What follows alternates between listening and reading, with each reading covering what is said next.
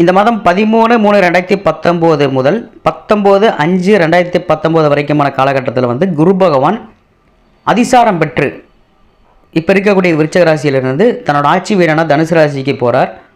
So இந்த காலகட்டத்தில் வந்து கடகராசியில் பிறந்தவங்களுக்கு எப்படி இருக்கும், இந்த 2 மாத காலங்கள் எப்படி இருக்கும் அப்படின்னு பார்க்குறப்போ, இதில் வந்து புனர்பூசம் 4ஆம் பாதம், பூச நட்சத்திரம், ஆயிலம் நட்சத்திரம், இந்த 3 நட்சத்திரத்தில் பிறந்தவங்களுக்கும் இந்த பலன்கள் பொருந்தும்.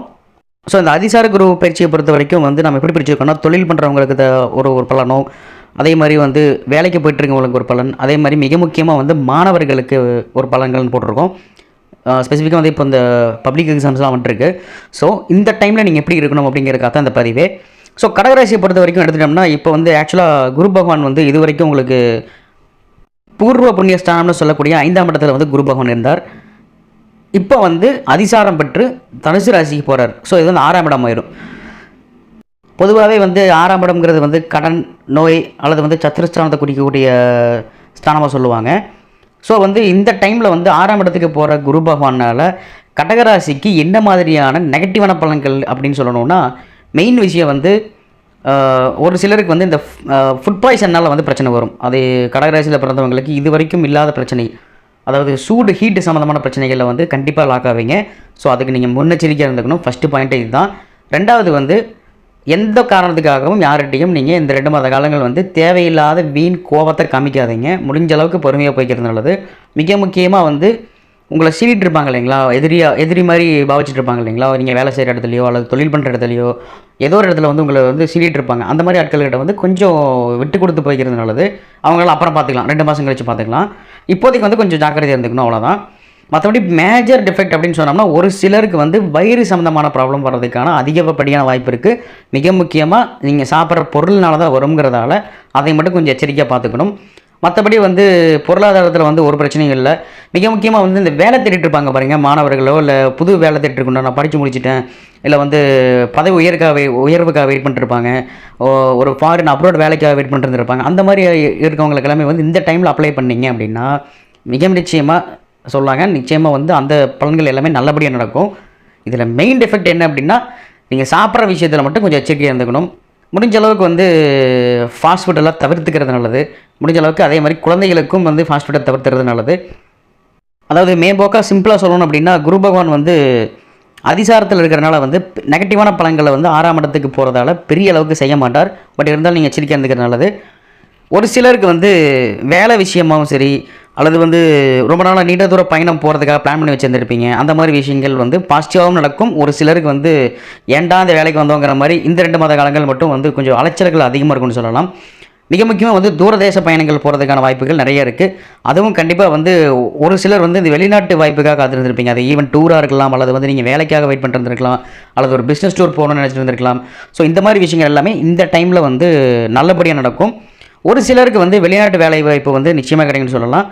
மிக முக்கியமாக வந்து இளைய பருவத்தினர் வந்து ஒரு சிலருக்கு வந்து திருமணம் அமையாமல் இருந்திருக்கும். அந்த மாதிரி இருக்கவங்களுக்கு எல்லாமே வந்து நல்லபடியாக திருமணம் அமையிறது, அதே மாதிரி வந்து நிரந்தரமான வேலை கிடைக்கிறது, இல்லை வந்து ஒரு சிலர் வந்து தொழிலில் வந்து சில எஸ்டாப்ளிஷ்மெண்ட் பண்ணலான்ட்டு இருந்திருப்பாங்க. அதெல்லாம் ரொம்ப இழுத்துகிட்டே இருந்திருக்கும் இல்லைங்க. 5ஆம் இடத்துல இருந்த குரு பகவான் வந்து நல்ல பாசிட்டிவான பழக்கத்தை தந்துருந்தார். இப்போ வந்து கடகத்துக்கு ரொம்ப சூப்பரான டைம் தான். இந்த டைமில் வந்து ஒரு சிலர் இந்த எதிரி தொல்லைகளால் வந்து சிலர் வந்து மாறிட்டு இருப்பீங்க. ஏதாவது வந்து இந்த பரப்பு பஞ்சாயத்துன்னு சொல்லுவாங்க இல்லைங்களா, அந்த மாதிரி வந்து ஒரு சில பஞ்சாயத்தில் வந்து மாறிட்டு இருந்திருப்பீங்க. அது எல்லாமே இந்த டைமில் ரிலீவ் ஆயிரும். மிக முக்கியமாக வந்து 30 வயசுக்கு மேலே இருக்கவங்க வந்து முடிஞ்ச அளவுக்கு இந்த கொலஸ்ட்ரால் டெஸ்ட்டு, அதே சமயம் வந்து இந்த கால் சம்மந்தமான சில நோய்கள் இருக்கவங்க வந்து கொஞ்சம் எச்சரிக்கையாக இருந்திருக்கணும். மற்றபடி வந்து இந்த அதிசார குருவில் வந்து பெரிய அளவுக்கு பாதிப்புகள் எதுவும் பண்ணுறதுக்கு வாய்ப்பே இல்லை. இருந்தாலும் நீங்கள் வந்து கொஞ்சம் விழிப்புணர்வோடு இருந்துக்கணும். எச்சரிக்கையாக இருந்துக்கிறங்கிறத விட விழிப்புணர்வு இருந்துக்கிறது நல்லது. புது ஃபுட்ஸ் எதுவும் சாப்பிடாதீங்க. அதே மாதிரி வந்து டைஜஸ்டிவ் ஃபுட்டை எடுத்துக்கங்க, அதாவது சீக்கிரம் ஜீரணமாகக்கூடிய ஃபுட்டை எடுத்துக்கங்க. மிக முக்கியமாக சூடுனால சில ப்ராப்ளம்ஸ் வர்றதுக்கான வாய்ப்பு இருக்குது. இது ஒன்று தான் வந்து நெகட்டிவ். மற்றபடி வந்து வேலைக்கு போகிறவங்களுக்கு எப்படி இருக்குன்னு கேட்டிங்கன்னா, வேலைக்கு போகிறவங்களுக்கு வந்து இது வரைக்கும் சம்பள உயர்வு வந்து கொஞ்சம் இழுத்துட்டு இருந்திருக்கும் 5ஆம் இடத்துக்கு குரு வந்திருந்தாலுமே. இப்போ இந்த 6ஆம் இடத்துக்கு வந்து அதிசாரமாக போகிற ஒரு காரணத்தினால வந்து நீங்கள் வேலை செஞ்சுட்டு இருந்த இடத்துல வந்து உங்களுக்கு ஒரு இன புரியாத ஒரு டார்ச்சர் இருந்திருக்கும். அதாவது வந்து நீங்கள் வேலையை பிடிச்சி செஞ்சாலுமே அந்த வேலைக்கு உண்டான பலன்கள் வந்து கிடைக்காம இருந்திருக்கும். ஸோ அந்த ரெக்கக்னைசேஷன் அந்த எல்லாமே வந்து இந்த டைமில் நிச்சயமாக உங்களுக்கு கிடைக்குன்னு சொல்லலாம், இந்த 60 நாளுக்குள்ளேயே. ஸோ இந்த டைம் வந்து நீங்கள் எப்படி யூஸ் பண்ணிக்கலாம் அப்படின்னா, தொழில் பண்ணுறவங்களா இருந்தீங்கன்னா தொழில் விருத்தி பண்ணுறதுக்கு யூஸ் பண்ணிக்கலாம். அல்லது வந்து பேங்க் லோனுக்காக வெயிட் பண்ணிருந்தீங்க, அதை அப்ளை பண்ணுறதுக்கு அது கரெக்டான அப்ரோச் கிடைக்கல அப்படின்ட்டு இருந்தவங்க இந்த டைமில் முயற்சி பண்ணிங்கன்னா கிடைக்கும். அதே மாதிரி வந்து புதிய தொழில் ஆரம்பிக்க போகிறவங்க வந்து இந்த லைசன்ஸ் சம்மந்தமான விஷயங்கள் எல்லாம் கொஞ்சம் இடைஞ்சலாக இருந்திருக்கும். அது எல்லாமே பாசிட்டிவாக வரும். இதில் வந்து மிக முக்கியமாக சொல்ல வேண்டிய பலன் என்ன அப்படின்னா, அந்த 6ஆம் இடத்துக்கு போகிறதால வந்து ரொம்ப நாளாக வந்து குழந்தை பாக்கியத்துக்காக வெயிட் பண்ணிருந்தவங்க வந்து இந்த டைமில் முயற்சி பண்ணிங்கன்னா, ஈவன் அது வந்து டிடிபியாக இருந்தாலும் சரி, இல்லை வேறு எந்த ஃபார்மேட்டாக இருந்தாலும் சரி, இந்த டைமில் முயற்சி பண்ணிங்கன்னா நிச்சயமாக கிடைக்குன்னு சொல்லலாம். பட் அதுக்கு முன்னாடி வந்து ஒரே சின்ன விஷயம் என்னென்னா, பெரிய அளவுக்கு இன்வெஸ்ட்மெண்ட் போட்டு பண்ணுறவங்க மட்டும் இந்த 2 மாத காலங்கள், அதாவது தொழில் பண்ணுறவங்களாகட்டும், அல்லது வந்து ஒரு இந்த இன்வெஸ்ட்மெண்ட்டில் இருப்பாங்க இல்லைங்களா, அந்த ஷேர்ஸ் பண்ணிருக்கவங்க, அதாவது ஸ்பெகுலேஷன் மார்க்கெட்டில் இருக்கவங்க வந்து கொஞ்சம் எச்சரிக்கையாக இருந்துக்கிறது நல்லது. ஏன்னா 6ஆம் இடத்துக்கு குரு போகிறதுங்கிறது வந்து பெரிய அளவுக்கு பாதிப்பை தரலினாலும் ஒரு சிலருக்கு டக்குன்னு வீழ்ச்சி கொடுத்துருங்கிற ஒரு காரணத்தினால அந்த ஸ்பெகுலேஷன் விஷயத்தில் மட்டும் கொஞ்சம் ஜாக்கிரதையாக இருக்கிறது நல்லது. மற்றபடி வந்து புதுசாக தொழில் பண்ணுறவங்க தெரியாத தொழிலில் இறங்காதீங்க, அனுபவம் இல்லாத தொழிலில் இறங்காதீங்க, அதுவும் குறிப்பாக இந்த டைமில் இறங்க வேண்டாம். மற்றபடி வந்து வேறு எந்த ப்ராப்ளம் இல்லைங்க. இப்போ வந்து நம்ம மாணவர்களுக்குன்னு பார்க்குறப்போ மிக முக்கியமாக அவங்களுக்கு தான் பார்த்தாகணும். இப்போது 10th +2 இந்த பப்ளிக் எல்லாமே வந்துட்டுருக்கு. ஸோ கடகராசிக்கு வந்து இது வரைக்கும் பாசிட்டிவாக இருந்தார் குரு பகவான், இப்போவும் பாசிட்டிவாக தான் இருக்கார். பெருசாக அதிகாரத்தில் வர குரு வந்து பெரிய அளவுக்கு பாதிப்பை பண்ணிட மாட்டார். இந்த பதிவு போடுறதுக்கு காரணம் கூட இதுதான். அதாவது வந்து கடகராசியை பொறுத்த வரைக்கும் வந்து 6ஆம் இடத்துல 5ஆம் இடத்துல இருந்த குரு வந்து 6ஆம் இடத்துக்கு போகிறது மட்டும் இல்லாமல், அந்த தனுசு ராசின்னு சொல்லக்கூடிய அந்த 6ஆம் இடத்துல சனி பகவானும் அங்கே தான் இருக்கார், கேதுவும் அங்கே தான் இருக்காங்க. ஸோ ஆக்சுவலாக வந்து ஏன் இதில் என்ன நெகட்டிவ் அப்படின்னா, சனி பகவான் ஏற்கனவே வந்து ரொம்ப ஸ்லோவான பிளானெட்டு, கேது வந்து ஏகாந்தமாக இருக்கக்கூடியவர். அது என்னமோ நடக்கிட்டு போட்டு பார்த்துக்கலாம் அப்படிங்கிற ஒரு அசால்ட்னஸ் கண்டிப்பாக வந்துடும். 10ஆவதுக்கு குரு பகவானும் அங்கே போகிறார் இப்போது. ஸோ இது வந்து எந்த இடத்துல பாதிக்கும் அப்படின்னா, குழந்தைகள் இது வரைக்கும் நல்லா படிச்சுட்டு இருந்திருப்பாங்க, பயப்பட மாட்டாங்க, அவங்க படிக்க மாட்டாங்கன்னு சொல்லவே இல்லை, படிப்பாங்க. எப்படின்னா புக்கு திறந்து வச்சா தூக்கம் வர்றது, இல்லை வந்து புக்கு திறந்து வச்சதுக்கப்புறம் வேறு சிந்தனைகள் வர்றது. ஏன்னா வந்து ராகு சின்ன வேலையில் பண்ணுவார் இல்லைங்களா, ஸோ அந்த ஒரு ரீசன் தான், வேறெல்லாம் ஒன்றும் இல்லை.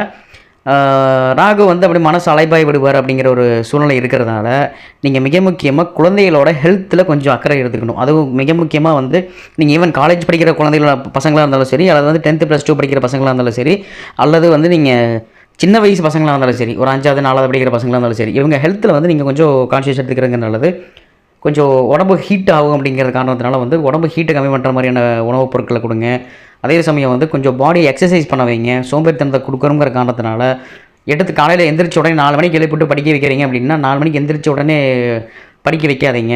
கொஞ்சம் அவங்கள வந்து வார்ம் அப் பண்ண சொல்லுங்கள், ஒரு சைக்கிளிங் போய்ட்டு வர சொல்லுங்கள், இல்லை வாக்கிங் போய்ட்டு வர சொல்லுங்கள். அதுக்கப்புறம் உடம்பு சுறுசுறுப்பானதுக்கப்புறம் படிக்க சொல்லுங்கள். ஸோ இதுதான் வந்து நீங்கள் பண்ணக்கூடிய பலனே. மற்றபடி வந்து நெகட்டிவ்னு சொல்கிறதுக்கு வந்து இல்லை, எனக்கு கவனம் சிதறுங்கிற காரணம் ஒன்று இருக்கிறதுங்கிறத வந்து கடகராசியை பொறுத்த வரைக்கும் நீங்கள் ஈவன் படிக்கிறவங்கன்ட்டு இல்லைங்க, தொழில் பண்ணுறவங்களாகட்டும் அல்லது உத்தியோகத்துக்கு போகிறவங்களாகட்டும், மிக முக்கியமாக இந்த வாகனத்தினால தொழில் பண்ணுறாங்க பாருங்கள். வாகனத்தை வச்சு டாக்ஸி ஓட்டுறது, இல்லை லாரி ஓட்டுறது, இல்லை லாரி பிஸ்னஸ் பண்ணுறது, இந்த மாதிரி பண்ணிருக்காங்க பாருங்கள். அவங்க வந்து பண விஷயங்கள்லையும் அதே சமயம் வந்து தூக்கம் கெடுறதுலையும் கொஞ்சம் கவனமாக இருந்துக்கணும். முடிஞ்ச அளவுக்கு தூக்கம் கெட்டிருந்தால் நல்லபடியாக ரெஸ்ட் எடுத்து அதுக்கப்புறம் நீங்கள் போகிறது நல்லது. அதே சமயம் தொழில் பண்ணுறவங்க யாரை நம்பியும் இந்த டைமில் வந்து பெரிய அளவுக்கு அமௌண்ட்டை ட்ரான்சாக்ஷன் பண்ண வேண்டாம். அதாவது பேங்க்குக்கு போய் கட்டிட்டு வர்றதுக்கு யாரை தெரிஞ்சவர் அனுப்புறது, அல்லது வந்து தெரிஞ்சவர்கிட்ட பணத்தை கொடுத்து வைக்கிறது, இந்த மாதிரியான விஷயங்கள் இந்த டைமில் பண்ணவே வேண்டாம். மற்றபடி வந்து இந்த டைமில் சில கடன்கள் படுறதுக்கான அமைப்புகள் இருக்குது. என்ன கடன் கேட்டிங்கன்னா, இந்த அப்ளைன்சஸ், வீட்டுக்கு தேவையான ஆடம்பர பொருட்கள் வாங்குறது மாதிரியான சூழ்நிலைகள் அமையும். டிவி இருக்கிற டிவி கொடுத்துட்டு புது டிவி வாங்குறது, அல்லது வந்து செல்ஃபோன் வாங்குறது, அல்லது ஃப்ரிட்ஜை மாற்றிட்டு வேறு ஏதாச்சும் வாங்குறது, அது நல்லா தான் ஓடிட்டுருக்கும். இருந்தாலும் வந்து உங்கள் எண்ணம் வந்து இது என்ன வேறு புதுசு வாங்கிக்கலாம் அப்படிங்கிற மாதிரியான மனநிலை வரும். ஸோ உங்களுக்கு தேவை அவசியம் இருந்தால் நீங்கள் மாற்றிக்கலாம். ஸோ இந்த மாதிரியான பலன்கள் தான் நடக்குமே தவிர, அதாவது வந்து சுப விரயங்கள் ஆகிறதுக்கு வந்து நிறைய வாய்ப்புகள் இருக்குது.